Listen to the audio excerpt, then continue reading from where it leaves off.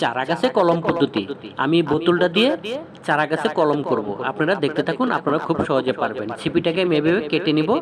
একটা বোতল 2 অংশ করে কেটে নিব। আমার উপর অংশও লাগবে, নিচের অংশও লাগবে। আপনারা খুব সহজেই পারবেন।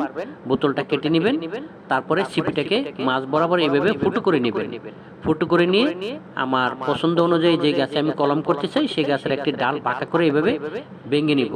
তারপরে ছিপিটাকে প্রবেশ করে বোতলের প্রথম অংশ দিয়ে আটকে দিব। পাকা কলার কিছু অংশ ভিতরে প্রবেশ করে দিব। তারপর জৈব সার মিশ্রিত মাটি দিয়ে ভরাট করে দিব।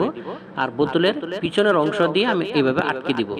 ফিরে আসছি 30 দিন পর। আলহামদুলিল্লাহ আমার চারা গাছে শিকড় গজিয়েছে। দ্বিতীয় একটি টিপস, আপনারা এটা খুব সহজে পারবেন। আপনার ভালো ধরনের একটি চাকু জাতীয় লাগবে। তারপর আপনাদের যে ওয়ান টাইম যে গ্লাস আছে, এই গ্লাসে পানি ভর্তি করে দিয়ে এইভাবে গ্লাসটি আটকে দিবেন। দেখবেন কিছুদিন পরে এখানে শিকড় গজিয়েছে।